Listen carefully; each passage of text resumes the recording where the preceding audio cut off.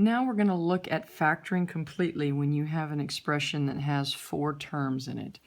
And the ideal way to factor this expression, an expression like this, is called grouping. There's different ways to factor, and in this one we're going to actually use grouping. Grouping is something that we'll use when we have 4 terms and we can't pull out a GCF from any of the terms. There is no greatest common factor for the 4 terms here. So what we're going to do is we're going to put these into 2 groups. I'm going to draw my line. And let's see here. What can I factor out of x cubed and x squared? What do they have in common? What is their greatest common factor? And it is x squared. When I factor out an x squared, that leaves me with x plus 1. So now I'm going to do the same thing on the other side. What can I factor out of negative 9x and negative 9? What do they have in common? Well, I can factor out a negative 9, and that will leave me with x plus 1. So now I've grouped these, and I've removed the greatest common factor from each one.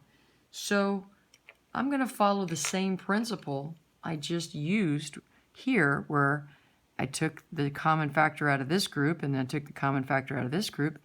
I am now going to take the common factor out of this group. Both of these terms have an x plus 1 in them, so I'm going to factor out an x plus 1. And when I factor out x plus 1 from this expression, it leaves me with x squared. And when I factor out x plus 1 from this expression, it leaves me with minus 9. Now, normally we'd be done at this point. However, this is factor completely. See, this guy right here is something special. We call it difference of squares.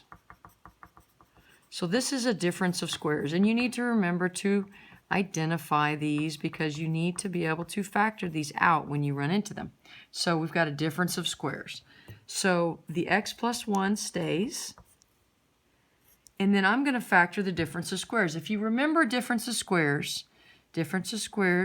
means that I take the difference of 2 things that are being squared, 2 values being squared. X is being squared, and how did we get 9? Well, that's 3 squared. And then in a difference of squares, you have plus and minus. So for example, if I had x squared minus y squared, the difference of squares says that's going to be x minus y times x plus y. So that's the pattern that you have for the difference of squares. So we're finished here with this particular group. So let's move on to the next one. Let's look at B. So I've got B, and B has 2x cubed plus 6x squared minus 32x minus 96. Once again, I've got 4 terms. I want to see if I can factor anything out from the get-go. And this one, you can do it. You don't have to do it. I'm going to go ahead and factor it out. So the first thing I'm going to do is, what can I factor out? All of these terms have a 2. So I'm going to factor out the 2. That's going to leave me with x cubed plus 3x squared minus 16x minus 48. And that's going to make that easier for me to group. So that 2 is going to stay there. We'll bring it back later. And let's do our grouping. We're going to keep the 2 out here. What do x cubed and x squared have in common? And 3x squared? Well, an x squared. So I'm going to pull an x squared out. That's going to leave me with x plus 3 here. And what do negative 16 and negative 48 have in common? Well, negative 16.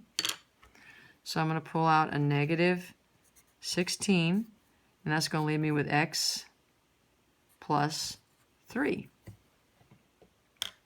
Again, remember, leave that, don't forget about that 2. We're just going to come back into play soon. So now, what do I have in common between this term and this term? Well, this and this. So I'm going to factor out the x plus 3. And then I'm going to be left with x squared minus 16. And what's still hanging out here in the front? the 2. Okay? So let's look at our previous example. What do you notice about this guy? This is another difference of squares, a difference of 2 squares. It's the same thing as x squared minus 4 squared. So I'm going to have my 2, my x plus 3, and then my x plus 4, and my x minus 4. And I am done. And again, this is because of the difference of squares model.